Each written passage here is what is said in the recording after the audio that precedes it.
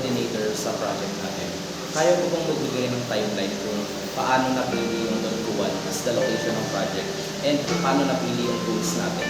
Nagsimula siya kasi pumipili kami ng community pero nahihirapan kami kasi hindi namin alam kung ano yung needs. Tapos in-just ni Alfonso na why not Fisher Folk sa Cuenca and baka makatulong kami doon. Recently, nakabasa ako ng article sa Facebook tungkol sa Fisher Folk and how Fisher Folk and agriculturists are, kahit sila yung main source ng pagkain dito sa Pinas, disproportionate yung natutulong nila sa Pilipinas sa nakukuha nilang compensation. Tapos eventually nalaman ko na sila yung top exporter ng tawilis. Tapos yun. After determining the location of the project, a group of students from 12 Batulao set the schedule to visit Don Juan itself. However, upon arriving on their drop-off point, they are met with an unexpected surprise. The surprise of walking down thousands of steps from the peak of a mountain to the lakeside where the barangay is located. Nonetheless, the students, along with Sir Nico and Ma'am Neka, made it safe and sound to the barangay where they met Camila, the barangay captain of Don Juan. In this meeting, the course and students learned more about the situation of the fisher folks in this barangay, more specifically the struggles that the Magtatangad have with regards to their livelihood. May 2 buwang low season ang panguhuli ng tawilis. Yung tawilis dito ang main source of income ng taga rito. Alam na nila kung paano mag-ayos ng pera, tutoy. Ang problema nga wala na nga aayusin. Ay miski pa gaano ka-eksperto mo tungkol sa management ng pamimera, wala na magagawa. Bago lumusong yan, wala na maitagong pera. More on livelihood assistance talaga. Dapat natutok ang mga nagsasabing may magandang programa sa barangay. Alam na nila kung paano iingatan, kaso mga wala nang iingatan doon sa kanilang kinikita araw-araw. Kulang pa. So, bali masasabi niyo po, ang pinakamalaking tulong na mabibigay po namin is yung maaari po namin mabigay sa mga mamimili. Wala naman ilang sinasabi ko. Lambat lang doon sa pinakamababang uri ng mga nista dito. Yung mga mananangad lang, sabay walang kakayanan bumili ng sariling bangka at lambat. Bale, pausap na namin si Kapitan. Tapos, sabi niya, ang pinakamatutulong namin ay pagbibigay ng mga gamit mismo. So, wag na daw tayo makiabala sa paano ng pagkain sa financial literacy program kasi kayang-kaya na daw yun ng mismong LGU. Sinabi na hindi nila kailangan yung financial assistance seminar kasi maalam na raw sila. So, we had to adjust based sa needs talaga ng community ng Don Juan, where Kapitana said na mas kailangan talaga nila yung equipment, yung tulong na yon or pera even. So, dun kami na-focus. In-adjust namin yung goal namin na makabigay kami ng financial assistance sa paraan ng pag-fundraise to buy fishing nets. I don't think sapat siya in the sense na magiging super long-term yung impact niya.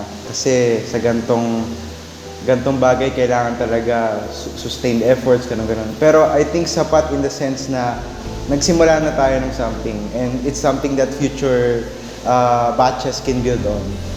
After hearing the insights from the barangay captain, the next step was insight, but because of the workloads from other subjects, some problems led to the project proposal. To be honest, yun yung most stressful part sa akin sa buong community project kasi sa project planning ang hirap and kailangan siyang i-propose. Hindi namin ma-propose na maayos kasi wala nga plano. So, yung iniisip ko is first frustrated kasi marami ring busy nun and hindi nakakapag-contribute as much and yung committees hindi as functional. Isa ko ring complaint nun na hindi na-utilize yung meetings na maayos and nagpaplano nga tayo pero walang conclusion kung ano bang gagawin talaga natin at the end of the meeting. Regardless, even with the students' lack of communication and initiative in preparing the project proposal, the class still managed to pull through and pitch the idea of Saguan. Nung natapos na siya, nakuha namin yung suggestions ng mga teachers. Though na-fulfill naman ako, I think we could have planned better at first. Additionally, before the year ended, the finance team had to deal with the trouble of finding a new way to raise funds. But with the help of the rise of cooperation between the class, this was quickly resolved before the start of the next chapter. Yung una, ang balak natin ay mag-raffle. Tapos nag-Christmas break, saka lang nalaman natin na ni-reject pa. Buti na lang ay nag-come up yung class ng bagong project which is yung photo booth nga.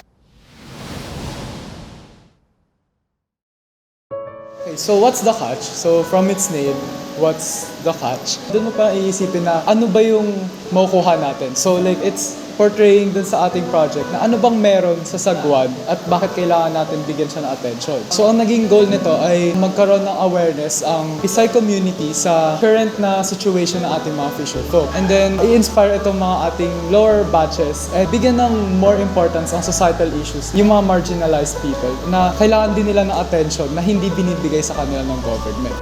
After the successful implementation of the fundraising events, which are the photo booth and the donation drive on campus, the next step for the class was to set up the What's the Catch seminar, which was spearheaded by one of the co-ors, Christian Austria.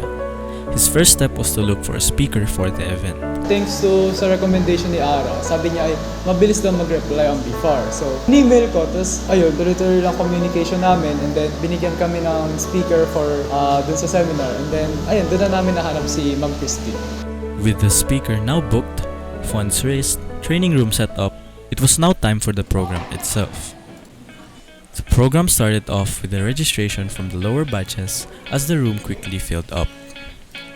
Kitty and Kristen hosted the event and made sure that the program went on smoothly.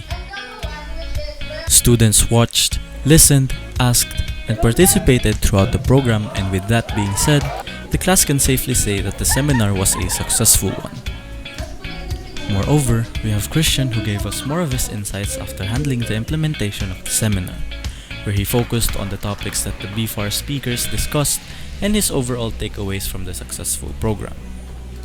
Ina-address kasi nung ating speaker ang yung problem and then yung solution na ginagawa nila and then yung mga projects na ginagawa nila and then other inventions na pwede mangyari. So, it's more on the solution side yung na-address nung ating speaker. Although the problem was also raised by yung speaker and then ang ating MCs.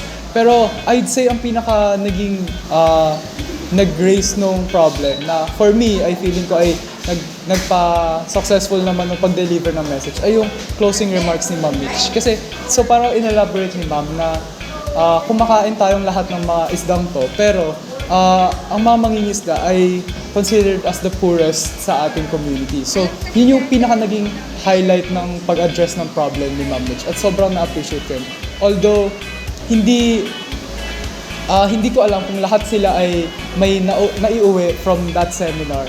Malaki na para sa akin na may isa, dalawa, or kahit kakaunti lamang na may nakuhang importanteng aral. Kasi sa kanila din yung magsisimula. And that's what matters. And yun lang din ang gusto talaga ng What's the Catch, which is information, na pag-share ng information.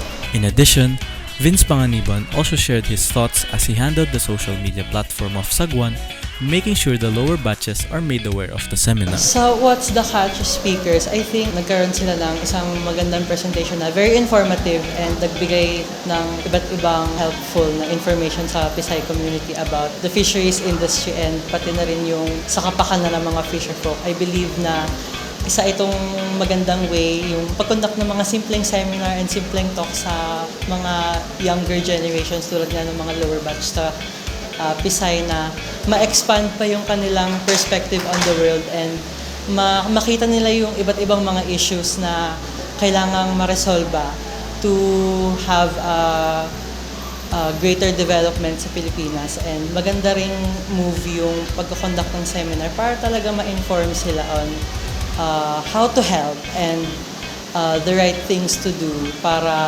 mabigyan sila ng appreciation.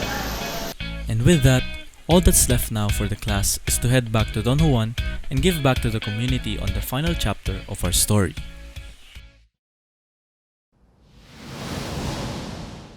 Actually, noong una, ang hirap talaga makahanap ng kaya mag-volunteer papunta sa Binondo.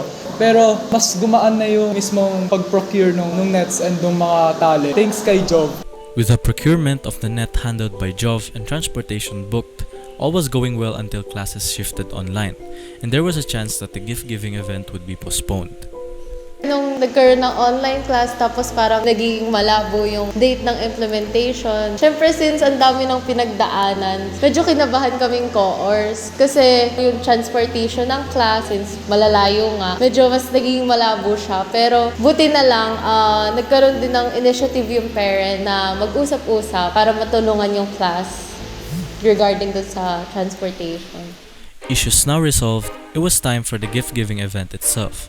Half the class walked down thousands of steps once again while the other half rode a boat to the destination. In Don Juan, we saw the Magtatangad gather up together to receive the nets that they would use during this off-season. We even got to hear the thoughts and insights of some of the fisher folk who received such equipment. Malaking bagay kasi pagka yung mga pang-ulam lang, sobra-sobra na yun. Sobra, tinda pa. Tinda. Napakalaking tulong po dito sa amin kasi may magagamit kami ng panghuli. Sa inyo po na naghatid ng tulong dito, malaking bagay po ito sa amin ng mga taga rito. Sana ay pagpatuloy nyo ang inyong magandang adhikain. Malaki na pang may tutulong ito dahil po makakakapang ang ulam. Malaking tulong sa amin ito sa pangangailangan namin at saka yung mga pagka nagdamihan ng isda, mahuhuli, malaking tulong. Malaking bagay kasi yung pang-ulam pagka pang-benta. Itong binigyan na labati, malaking bagay sa amin sa mga buti na lahat na isip nyo na dito nyo maibigay yung mga project at kaya nagpapasalamat ako sa inyo na maraming salamat sa inyo. Sa akin lang, hindi sapat na ito kasi lambat na ito, unang-una ito ang naging project ninyo, mamahalin namin ito yung project na ninyo. Ako napakalaking tulong sa amin, lalo na sa mga wala bibili, kaya sobrang laking tulong. Papasalamat kami sa inyo. Akarin at kayo habang buhay hindi ang mababait at masigla. Maraming salamat sa inyo at sana lumawak pa inyong kaalaman. With the end of the Sagwan implementation and the good general feedback from the people at Don Juan that we received, choosing this barangay was worth it after all the different struggles that the class faced. Napaka-worth it ng pagtulong sa Don Juan kasi una nga, yung mga fisher folk nga natin, sila yung pinaka hindi masyadong natitingnan ng gobyerno. Nakita naman natin kung gaano nila kakailangan yung tulong and gaano nakatulong yung nagawa natin. It's worth it siya kasi dun sa culminating activity natin, makikita mo talaga yung impact na nagawa natin towards the communities. Sila rin yung hindi nabibigyan ng atensyon ng buong Greater Filipino population na parang di sila na-appreciate ng maayos kahit ang dami nilang ginagawa for the development of the country. Kahit sobrang nahirapan lahat na bumaba dun sa dreaded na 1,000 steps, ay mula pa lang sa kwento nila na si Kapitana ay sobrang passionate sa pagtulong sa mga mangingisda. Nakita rin na yung mga mangingisda ay nangangailangan talaga ng tulong. Just seeing how kailangan talaga ng mga mangingisda ng Don Juan ng tulong natin, ay doon na nagkaroon ng inspiration talaga yung class na mag-move forward. Iba kasi pag nakupunta ka doon and napakinggan mo yung stories nila mismo. So, siguro sa mga prior community visit, nakita rin talaga nila yung problema. Nakita ko rin talaga yung problema nila. Napakinggan ko yung problema nila. And ayun, yun yung nag-push. Kasi given na ganun yung situation nila, parang kung wala namang nangyayari na makakatulong sa kanila and nahihirapan na nga sila, iba na rin yung may magagawa tayo eh. So, push lang natin yung mga gawa natin. Kasi malaking tulong rin yun. Sa simpleng paraan na nagbigay tayo ng mga lambat sa kanila is very genuine gesture. And yun talaga yung pinaka naging highlight ng buong experience. Overall, Sagwan highlights the status quo of the Don Juan fishing community and in general, small-scale fisherfolk in the country. These communities, despite being the foundation of national development, still are part of the lowest socioeconomic class and are the poorest sector of the country. Hence, it is up to us students, through civic engagement, to see societal problems up front and give back to the community through the skills and learnings we develop as scholars of the people.